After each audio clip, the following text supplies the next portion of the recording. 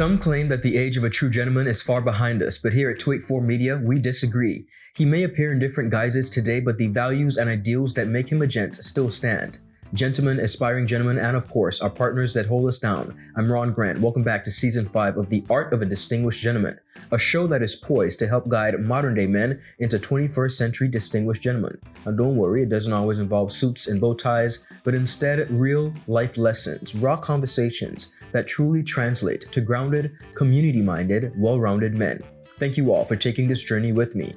Pastor Videl Charles is the firstborn of 4 children raised in the British Virgin Islands. Videl is a product of the Virgin Islands education system.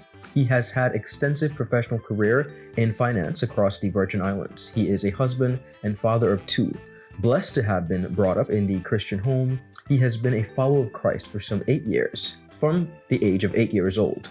He's a member of the Mount Carmel Baptist Church and has served in many capacities over the years, such as music, youths, Sunday school teacher, and the likes. In 2015, he answered the call to be a minister of the gospel, and in 2021, ordained of the office of pastor. He enjoys spending time with family, a total foodie. He enjoys watching sports, especially basketball and wrestling. A lover of Christ, humble, and a good old soul. By far, one of the very best and brightest in our Virgin Islands, and I may add, a true 21st century distinguished gentleman. Cool, calm, and always collected.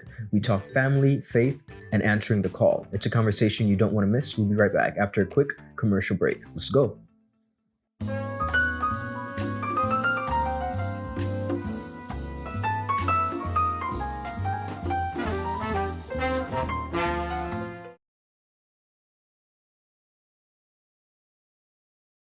Gentlemen, it's time to discover That Guy Experience. We are a product line specifically catering to the men with beards. Our products are 100% natural and handmade right here in the BVI. Butters, oils, and cleansing products, all designed to add softeners, shine, and growth to your beard and hair. Visit us at Meraki Hair Clinic or thatguybvi.com and begin your journey as that guy. We are a life-changing experience. That Guy Hair and Beard Products. Hello everyone and welcome back. As promised, you are watching The Art of a Distinguished Gentleman. We are in Season 5 and I am so honored and thrilled to be joined by the one and only, my brother, Videl Charles. Pastor Videl Charles. Cheers. Yes.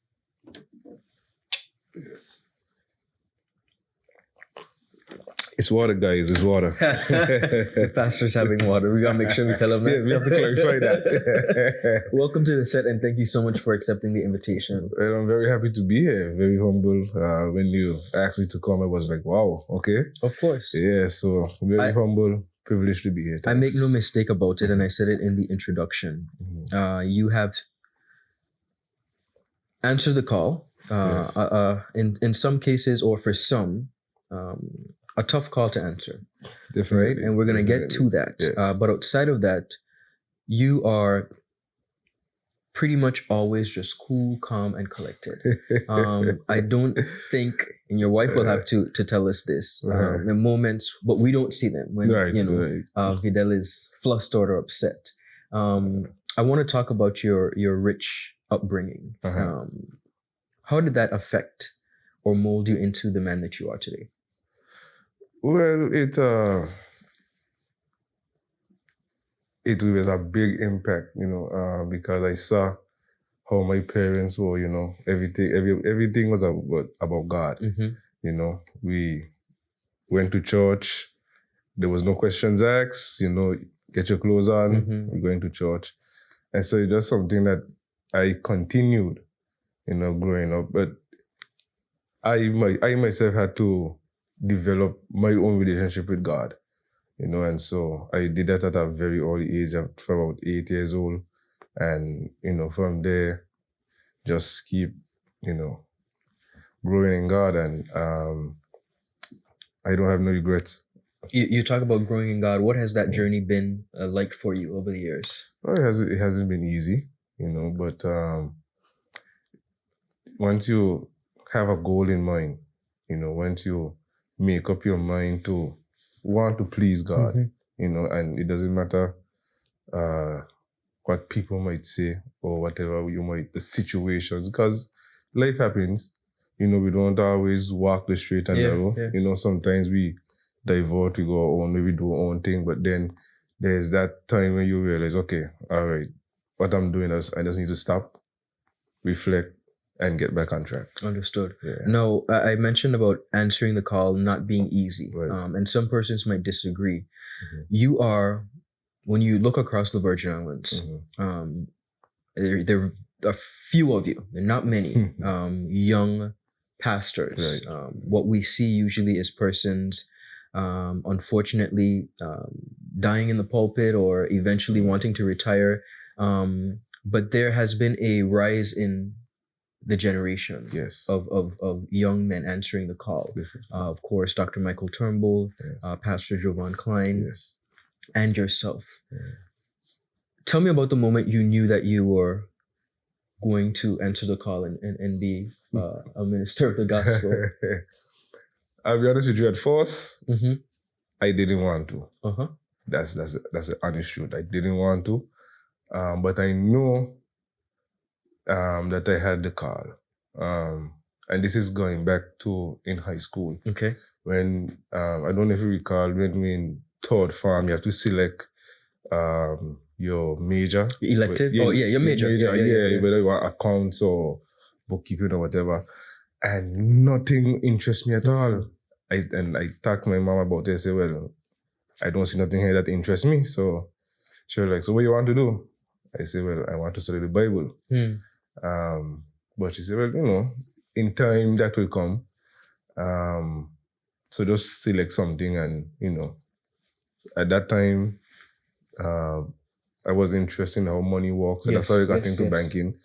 But then during that time, like coming out of school, you're young, you're making money, so you want to flex a little bit, so to speak, But I still knew that I had the call. And so I got opportunities to, preach, at church. But this was mainly like in the evening service when we had Sunday night service or when we had open air services. And then I had this one opportunity to preach on a Sunday morning. There is something totally different about Sunday morning. When you're preaching, you're like, what? So first opportunity, and then there came another opportunity. And then there have been opportunities after opportunities. And so it just came a point in time I realized, I said, okay, you know what? God, yes. Okay. Yeah. Amazing.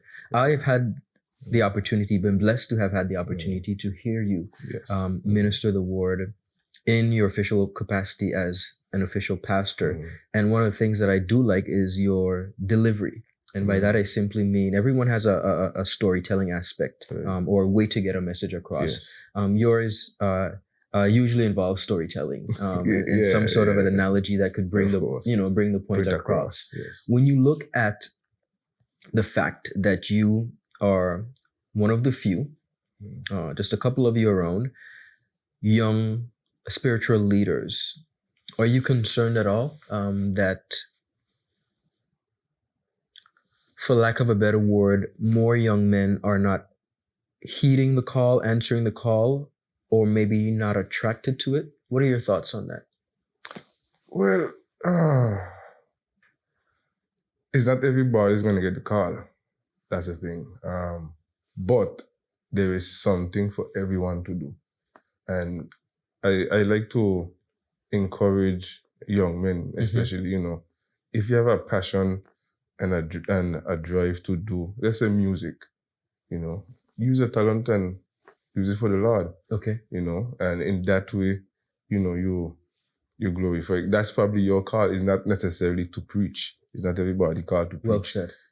Is what your passion is, what your drive is.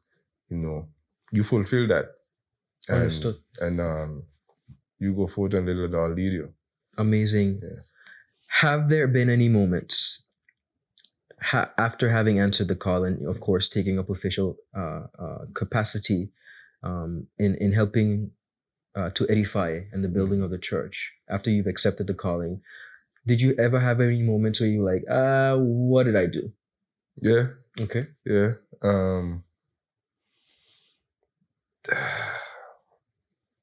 Sometimes when situations happen, you kind of question yourself as to, do I really want to do this? Right. You know, I'll be honest with you. Dealing with people, Of course, is problems. I always say, once you're dealing with people, you're dealing with problems. You're gonna have conflicts. You're gonna have conflict. You cannot run away from that because everyone have their own opinion, their ideology and stuff.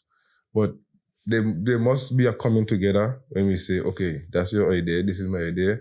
Okay, let's see how we could bring it together and make it work. We might not go with your idea now, but we keep it in mind for future reference so we could enhance it and move forward with it. So, yeah, there were times I felt like, nah. But then you come to realize it's not about you. You know, once you're doing anything for God, it's not about you.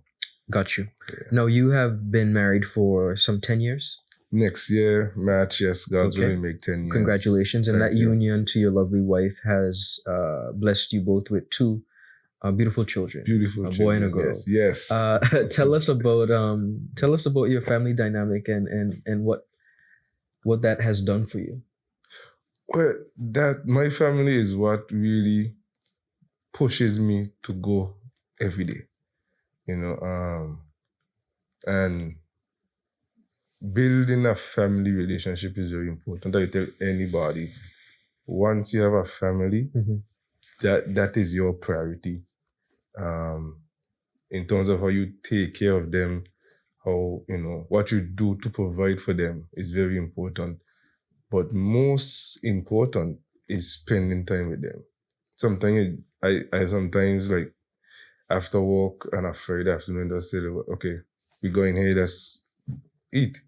Just the other day, my son was like, we went to just to buy some pizza, and my son was like, let's sit down here and, you know, and eat it. And I'm like, okay, cool. Right there, that was a family time. Right. You know, so, I mean, it doesn't take much. You don't really have to do those extravagant trips and so on, but just that quality time with your family, just set that time for you and your family. You know, it helps you appreciate life more. Beautiful. Yes. Speaking of your son as an example, earlier this year, when the Art of a Distinguished Gentleman hosted the Sons in Suits brunch. That was awesome, by the way. Thank you. That was awesome. So you and your son came together. Yes, we did. When you look at your relationship with your dad, right, and that strong family unit, and you now look at the fact that you have a son, what are some of the values that you instill? Now, of course, you love your children equally. Yes. But I must ask you, is there anything uniquely special for you about the relationship with your son, and how do you mold him? Well, I try to be the best example that he can follow. He has his own way of doing his thing, but I still try to. I want him to be himself. I want him to be what he wants to be. I don't want him to be what I am. And I want him to be better than what I was, than what I am, you know? So, there were times when me and my son would just sit down and, you know, well, we watch wrestling together. Okay. Yeah. Just the other day, my wife made a joke about that was our thing, and then now he just come and take over. So it's like, so that's our time, you know, that's our thing. And just hearing him speak about, you know, his passion, how he likes it, and so it's like, wow.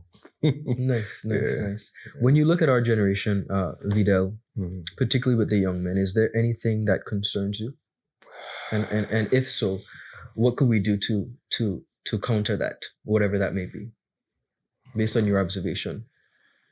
I think we just need to have a conversation with the guys. You know, find out from them, you know, is this the life that they live in, if this is what they want for the rest of their life. It's quite concerning when you see how many young men involve with drugs and violence is like really what can you do? But if we could, just have a conversation with them and, try to show them there's more to life than this, if we could be able to bridge that gap, I think we'd be able to reach some of them. I'm really happy to hear you speak about bridging the gap and conversations. Mhm. I have to ask you, do you think that the church, the body of Christ, is doing enough? Or perhaps asserting their position in the community to assist with some of the social ills that we have? Could more be done? Yes, definitely. I think that we need our churches to be more visible in the community. It's nice that we have the nice sanctuaries and everything, but sometimes we need to get out of those sanctuaries and get out there so people could see us, and we're not going out there to judge it. We just want to reach people, be able to connect with people and show them, Christ is the way. Okay. I think we don't necessarily have to go out with a loudspeaker. Just door to door, just say, hey, we just here just to give an encouraging word, just to pray with you, give people Christ, and that's what people need today.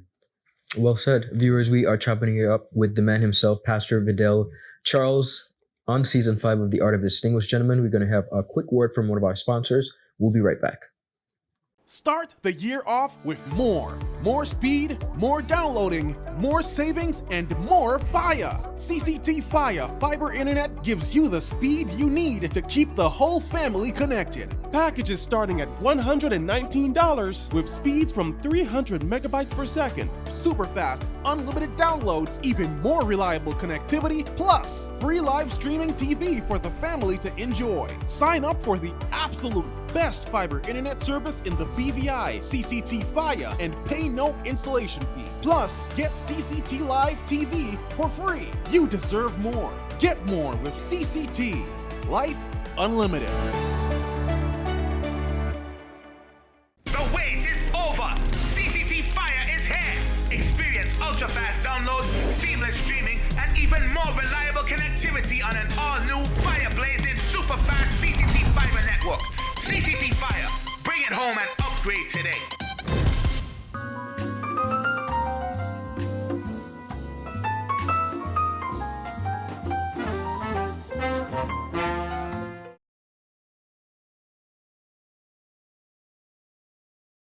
Welcome back, everyone. As promised, we are chopping it up with the man himself, Pastor Videl Charles.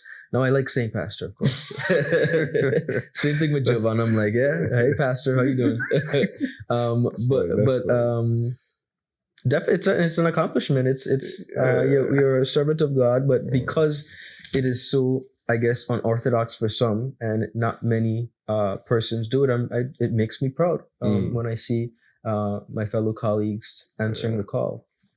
Before the break, we spoke about what could be done really to counter and having the conversation with particularly our young men in doing our best to raise a generation of greatness and really counter some of the issues that we're facing. When you look at your very own life and your journey, what do you credit to your success and your ability to have been not, I guess, swayed to a life of crime, violence, what have you? What would you credit that to? My parents, to be honest with you. My father worked very hard, very hard. Many of you may know my father. He was a garbage man. He drove the garbage truck, and for that, a lot of people respect him for that, and I saw how hard my father worked for us to take care of us. And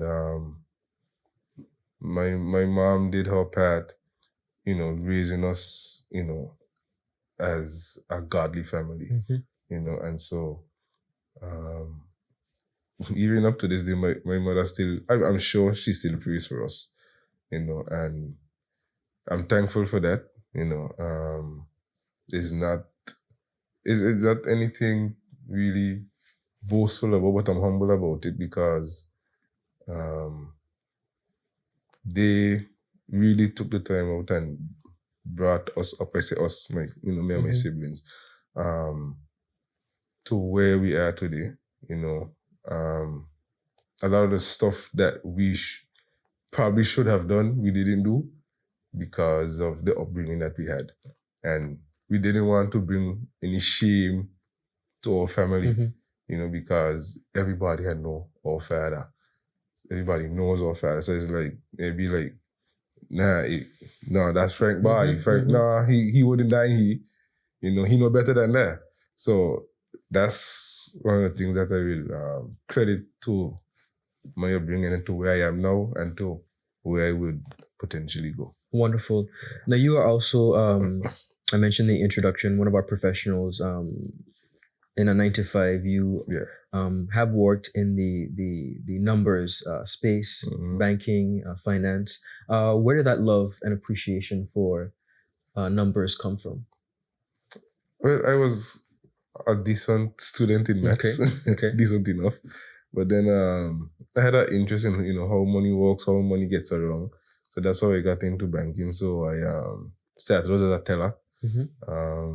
Then moved up to other areas in banking, in the back office, and then came back to the teller line as a teller supervisor, and eventually then moved on to assistant branch manager. Yeah, so it was just interesting how it works, and when I found out how it was, I was like, wow, this is a lot of dollars. I couldn't do it. English has always been my strong point. Maths, not so much. I'm going to need some help there. And it's funny, because I'm able to tutor kids and help them with their weakness. But math was never mine. In hindsight, there is still very much to be done. Definitely. There is still a road ahead, not only for personal advancement, whether it be the ministry. What would you say is next when you look at the years ahead and you anticipate your journey? Is there anything that you're yet to do that you really want to accomplish, whether it be personally or professionally? And in thinking about a healthy and a very long career in the ministry, when it's all said and done, particularly when it comes to your role as a pastor, what would you like that legacy to be? Honestly, that I gave it 100% every time. Yeah. Is either 100% or none at all. I love it. Yeah. And for personally, there's some things I like to accomplish. Business-wise, I have a liking, a very strong appreciation for food. So Nice. one of these days, probably dibble in that space. A restaurant. I also have a passion for nice clothes. Yes, sir. So probably one of these days, a clothing line or love it. Yeah. Something of that nature. But on the ministry side of things, I would like to at least get to the doctorate degree. Attainable, yes. Yes. Still have some ways to go. But I have in the process of the starting point. Okay. So eventually one of these days, that's my goal for ministry, to achieve a doctorate degree. Beautiful. Yes. There are some young people I've witnessed myself, not only in church, but in the schools. You can see very clearly that they have an anointing and the Yes. calling of God on their Yes, life yes. in whatever capacity, whether it be music, praise and worship, and even being called to minister the word. Mhm. But of course, like you said, you didn't want to do it. Right. You eventually did. What would you say to young persons who sense that there's a calling on their life, maybe that they haven't been able to identify it or they don't know what it They're not is? sure. Yeah. But what would you say to them, to the ones that are scared by it or apprehensive? Because it could be scary. It is scary. What I would say to them is, if God calls you to it, He will bring you through it. Yes, it's scary, but who God calls, He equips. Mhm. He will give you the tools that you need to be able to be successful in ministry. So this might sound old-fashioned, but seek the Lord, or as we will say, pray, talk to God about it, and He will guide you. He will direct you in what He wants to do in your life. Beautiful, beautiful. You could not have said that any better. I'm sure I'm not the first, but I'd like to be one to, first of all, just thank you for always being your authentic self. Mentioned cool, calm, and collected, but always being essentially a breath of fresh air and walking into any situation, it would appear not judgmental, really good at that, and very open-minded. And most importantly, I'd like to commend you on answering the call and being a part of our next generation of pastors in the Virgin Islands. We are immensely proud of you, and we continue to wish you nothing but health and longevity for yourself and your family on this path of ministry. God bless you and thank you so much. Thank you very much. Very good to be here. Absolutely. Blessings to you, my brother, and all the best. Most definitely. Yes. Viewers, you have been watching The Art of a Distinguished Gentleman, Season 5 with the one and only Pastor Videl Charles. I'm so excited and I'm so honored to be having these conversations. Thank you all for taking this journey with me. I'll see you next week.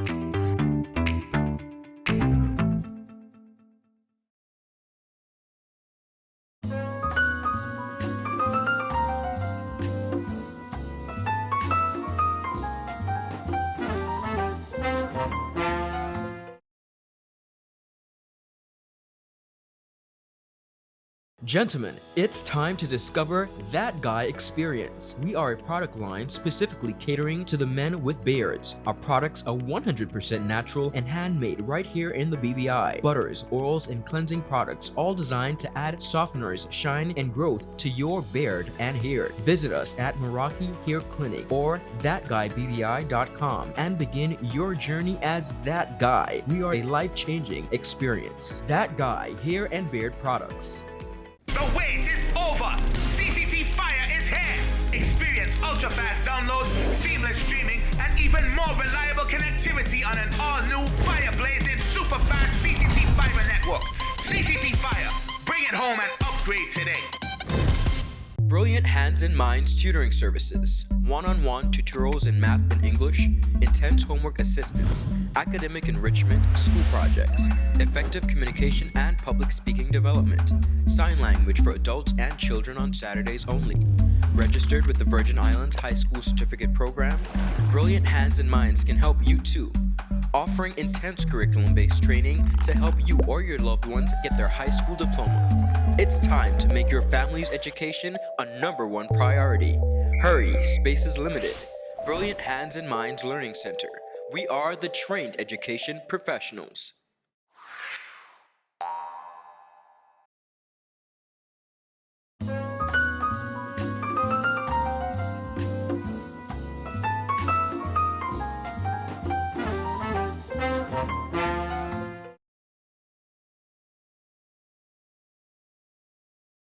The wait is over. CCT Fire is here. Experience ultra-fast downloads, seamless streaming, and even more reliable connectivity on an all-new fire home and upgrade today.